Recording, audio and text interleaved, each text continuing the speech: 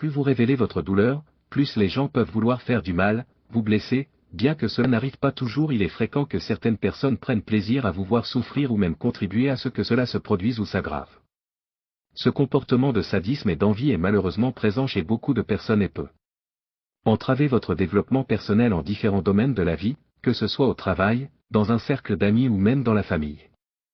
En apprenant ainsi à ne pas montrer votre point faible peut finir par devenir votre point fort.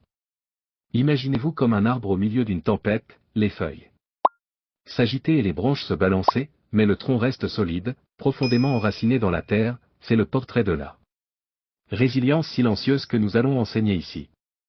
Nous allons parler de la façon dont vous pouvez être encore plus fort si vous montrez que vous n'êtes pas facilement affecté par des facteurs externes, internes, où chaque défi vous permet d'apprendre à être comme l'arbre en agissant comme si rien ne vous dérange.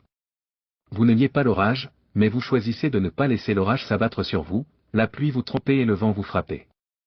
Vous apprendrez à être l'homme de la situation, maître de votre propre destin, ferme, fort et serein dans une mer de chaos. Dans cette vidéo, nous parlerons de 18 principes stoïciens d'Épicure, un grand philosophe renommé dont vous avez probablement déjà entendu parler de lui. En plus, je vous invite à la connaissance de soi où la force ne vient pas du bruit du tonnerre, mais du silence de la lumière qui éclaire le chemin. C'est pourquoi, dans les prochaines minutes, nous nous concentrerons sur le contenu et non sur les distractions quotidiennes. Allons-y. Principe numéro 1, écoute. Principe numéro 1, écouter 2 fois plus que tu ne parles. As-tu déjà pensé à la raison pour laquelle la nature nous a donné 2 oreilles mais une seule bouche? Selon Épicure, il n'y a pas d'erreur ou de coïncidence dans cela, mais plutôt un but clair derrière cette réalité, pas pour tomber amoureux de notre voix autant que nous sommes appelés à tomber amoureux de la voix des autres. C'est en apprenant des autres que nous avançons dans la vie, pas en répétant notre propre discours encore et encore. Donc à partir d'aujourd'hui, commence à prêter plus d'attention à ce que les gens autour de toi disent et moins à ce que tu as soutenu jusqu'à présent. Principe numéro 2. Attends-toi toujours au pire. Une fois que tu auras fini de parler, tu n'auras plus à te soucier de ce que les autres disent. Numéro 2. Toujours s'attendre au pire. L'une des plus grandes causes de l'anxiété et de ses conséquences dévastatrices est de croire que des circonstances défavorables nous attendent dans le futur. Nous craignons que nos enfants abandonnent leurs études, que nous soyons licenciés de notre travail, que notre conjoint nous avoue qu'il a eu une liaison avec quelqu'un d'autre et nous demande le divorce, ou que quelque chose d'autre de mauvais nous arrive comme la faillite. Le problème est que l'on ne peut pas s'attendre à ce qu'un jour on se retrouve dans la même situation que les autres. Le problème est qu'un jour nous craignons un de ces problèmes et le lendemain un autre et encore un autre. Le chemin de la vie, en plus de nous réserver des parties bonnes et heureuses, nous réserve aussi une poignée de problèmes qui sont inévitables. Donc nous vivons dans un stress permanent causé par des stimuli différents chaque jour, et c'est là qu'Épicure nous dit de penser que toutes ces choses que vous craignez tant se sont déjà produites. Alors qu'est-ce qui pourrait être pire? De cette façon, votre esprit développera des stratégies d'adaptation pour aller de l'avant la tête haute. Principe numéro 3. Préparez-vous à échouer, car c'est la seule façon de progresser. Nous faisons l'impossible pour ne pas être considérés comme des imbéciles. Mais Épicure a un autre point de vue sur la question. Selon sa philosophie, l'une des meilleures choses qui puissent vous arriver est d'être considéré comme tel. Car c'est ainsi que vous pourrez réellement vous améliorer professionnellement et personnellement. Le philosophe stoïcien nous rappelle que le dépassement n'est pas le produit d'une réaction spontanée, mais plutôt le résultat d'un long chemin d'essais et d'erreurs, car c'est par l'erreur que nous pouvons polir ce qui nous éloigne de l'excellence. Principe d'excellence numéro 4. Principe 4. Fortune. Conscient des dangers de la fortune. Cette richesse que nous désirons porte en elle un stigmate dont peu de personnes peuvent se libérer. Et il ne s'agit pas seulement des personnes qui surgiront de nulle part pour profiter de notre fortune comme en feignant une amitié qu'elles ne connaissent pas. Mais aussi des personnes qui ne savent pas comment s'y prendre. L'argent a la capacité de transformer les gens et pas nécessairement pour le meilleur une fois que nous sommes en possession de cette ressource hautement convoitée.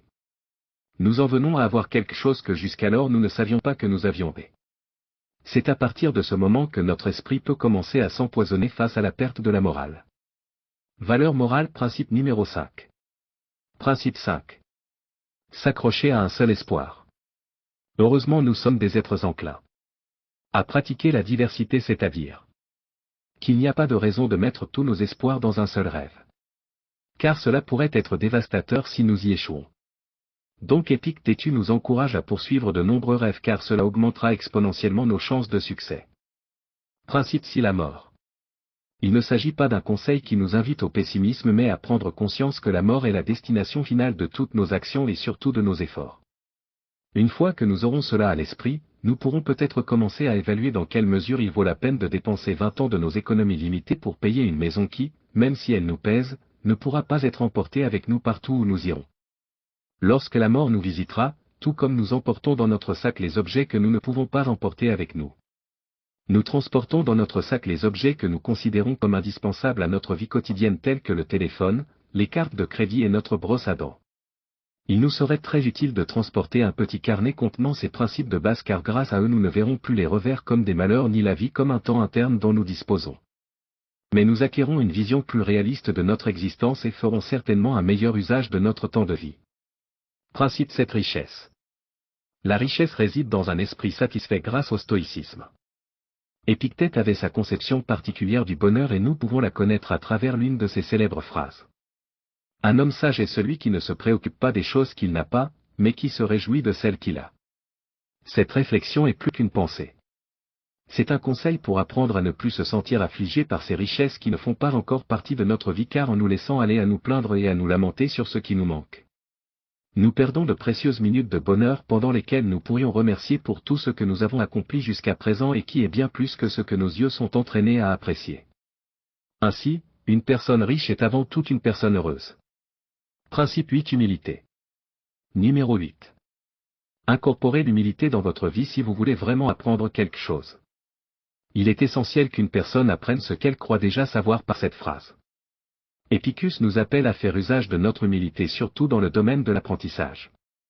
Traverser la vie en se vantant de l'orgueil de la connaissance nous éloigne de plus en plus de la connaissance authentique qui naît de la conviction que nous sommes complètement ignorants de ce que nous avons l'intention d'apprendre. De cette façon nous regarderons tout à travers les yeux d'un enfant qui recèle autant de capacité d'émerveillement que de désir d'apprendre. Principe numéro 9 La culpabilité est synonyme de peste. Les gens étroits d'esprit blâment les autres. Les gens ordinaires se blâment eux-mêmes. Mais les sages considèrent toute culpabilité comme une folie. Grâce à cette phrase des thérapeutes Épicus. De nos jours nous avons commencé à aborder la culpabilité comme un sentiment à éradiquer de nos vies. La seule façon de gagner la compétition contre la culpabilité est de refuser de jouer avec elle. Le problème est que cela conduit à un chemin facile. Puisqu'en blâmant les autres ou nous-mêmes nous nous déchargeons complètement de la responsabilité de corriger l'erreur. Par conséquent y recourir est une tentation à laquelle il est difficile d'échapper. Seules les personnes animées par une ferme détermination à vaincre sont capables d'éviter la culpabilité et parviennent malgré tout à assumer la responsabilité de leurs erreurs et de leurs fautes. Principe 10 Faire des alliances. Faire des alliances avec des personnes gagnantes. C'est curieux comment quand quelqu'un éternue à côté de nous, nous nous éloignons immédiatement de mots envahis par la peur qu'il nous infecte. Cependant nous ne sommes pas si prudents pour éviter l'une des contagions les plus mortelles que nous soyons quotidiennement. Épicus nous a laissé un sage conseil à propos de cet entourage de personnes qui nous donnent envie de donner le meilleur de nous-mêmes parce que le comportement des gens influence grandement notre état d'esprit. Il y a des gens qui drainent notre énergie et gâchent notre journée.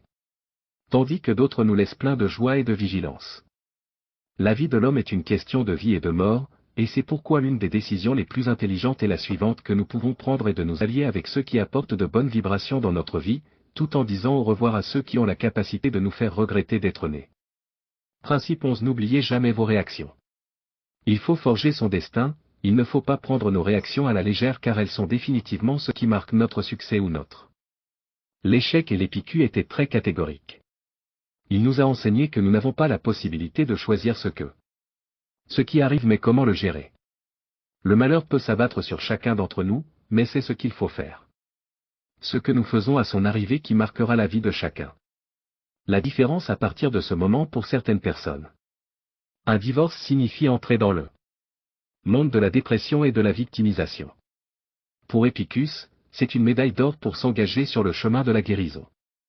La connaissance de soi, rappelez-vous que votre vie n'est pas ce qui vous arrive mais ce que vous en faites. Principe 12 Remplissez toujours votre devoir. Chacun d'entre nous a un rôle à jouer dans la société, dans le monde et le soleil n'a pas besoin de louange ou d'enchantement pour se lever chaque matin, mais il le fait chaque jour et c'est définitif, tout comme chaque partie de la nature fait son travail. Nous devons accomplir nos obligations. Si nous attendons de la satisfaction ou de la louange pour faire notre travail, nous manquons à la fois à l'environnement dans lequel nous et nous-mêmes. Si nous savons ce que notre tâche est que nous sommes conscients que d'autres personnes en dépendent, il est de notre devoir moral de l'exécuter sans attendre qui que ce soit pour nous le rappeler. Principe numéro 13. Ne pas haïr ceux qui vous haïssent. Principe 13. Ne haïssez pas ceux qui vous haïssent. Ignorez simplement. Vous êtes beaucoup plus grand et complètement supérieur à celui qui critique, méprise et discrimine contre vous. Ne gaspillez donc pas vos précieuses. Tant à haïr cette personne comme elle le fait. Ne mérite même pas d'être présente dans votre pensée. Nous sommes encouragés à ne pas craindre les personnes qui vous font du mal, car ce bruit représente une tentative regrettable de vous nuire. Alors ignorez-le et devenez immunisé contre lui. Principe 14. Parier sur la simplicité. Simplicité. Pourquoi vivre dans la frugalité si aujourd'hui nous avons la possibilité de s'entourer de toutes sortes de luxe? La réponse est beaucoup plus simple et plus efficace. Plus simple et plus logique que vous ne le pensez, car la richesse ne s'entretient pas toute seule, mais elle s'entretient. Nécessite un engagement et beaucoup d'énergie au quotidien pour pouvoir la conserver. Système de luxe et de richesse à l'inverse lorsque l'on opte pour un mode de vie simple. Simple, nous cessons d'être entourés par la pression de devoir respecter les échéances des factures, des prêts et des cartes de crédit. Principe 15. Contrôle de votre vie. Principe numéro 15. Lorsque vous permettez les commentaires et les attitudes des autres vous dérangent, vous leur cédez le contrôle de votre vie. Toute personne capable de vous mettre en colère devient votre maître. Mais cette personne ne peut vous mettre en colère que si vous vous laissez faire. Têtu Épique nous fait comprendre qu'il existe de nombreuses clés en nous et que certaines nous mènent au bonheur tandis que d'autres nous mènent directement à la mort. À la ruine émotionnelle, et c'est précisément cette dernière clé que nous remettons à ceux qui nous ont fait confiance. Qui nous mettent en colère. La solution à ce problème est de mettre en place une barrière qui nous empêche d'être affectés par l'attitude des autres, car il est certain que nous ne pouvons pas nous permettre de nous mettre en colère. Chacun est propriétaire de ce qu'il dit et de ce qu'il décide d'écouter. Principe 16. L'amitié est supérieure à la richesse. Au principe numéro 16. L'amitié est au-dessus de la richesse. La vraie richesse est authentique. Amis, car ils seront là pour nous soutenir si un jour notre fortune matérielle venait à s'effondrer. Ce disciple, alors consacrez-vous à cultiver de vraies amitiés et vous serez plus heureux. Vous ferez un investissement à long terme très rentable. Principe 17. Toujours extraire le bénéfice. 17. Tirez toujours profit des choses, quoi qu'il arrive, cela ne dépend que de vous d'en tirer profit ou non. Ce sont les mots d'Épicus comme vous pouvez le voir. Il ne s'agit pas d'avoir la possibilité de tirer le meilleur parti de l'adversité, mais que c'est notre devoir. Tant qu'il y a de l'intelligence en vous, il y aura de l'intelligence. La capacité de réaliser l'avantage que vous pouvez tirer de la situation qui s'est produite. Imaginez qu'un jour, en arrivant au travail, vous découvriez que vous serez licencié. Au lieu de désespérer et d'accuser l'univers d'être contre vous, vous avez la possibilité de vous lancer dans l'entreprise dont vous rêviez pendant que vous étiez au travail. Tout en accomplissant votre horaire de travail aux côtés de personnes que vous n'aimiez pas. De chercher le positif dans une situation, car ce mouvement s'est amplifié tout au long de l'année. Ce mouvement tout au long de votre vie vous mènera certainement plus loin que de vous lamenter sur le principe.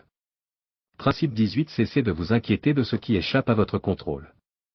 Vous êtes le propriétaire de votre opinion mais pas de votre réputation. Vous avez le désir et le zèle pour la recherche mais vous ne pouvez pas contrôler la quantité d'informations que vous recevez. Mais vous ne pouvez pas contrôler la quantité de biens que vous possédez ou votre succès. S'inquiéter et devenir amer à propos de ces choses que nous ne pouvons pas contrôler, c'est simplement de perdre son temps. Selon Épicus, nous sommes appelés à cultiver les valeurs qui nous sont chères. À cultiver les valeurs que nous avons la possibilité de changer, mais il est aussi de notre responsabilité de laisser tomber ce qui est trop beau. De laisser aller ce qui est hors de notre contrôle et de laisser le destin s'en charger. En plus d'être incroyablement utiles dans la vie de tous les jours. Les principes stoïques sont des enseignements qui peuvent nous aider à traverser les mauvaises périodes avec intérêt. Et résilience, car il n'y a pas de place dans leur philosophie pour la fantaisie, mais seulement pour l'application de ce que l'on a appris et la poursuite de son chemin. Mais seulement pour appliquer ce que l'on a appris et aller de l'avant. J'espère que vous avez aimé la vidéo. Et puisque vous êtes arrivé jusqu'à la fin, partagez vos idées avec nous et écrivez la sagesse blindée dans les commentaires si vous le souhaitez. La sagesse blindée dans les commentaires si vous êtes nouveau sur la chaîne. Bientôt.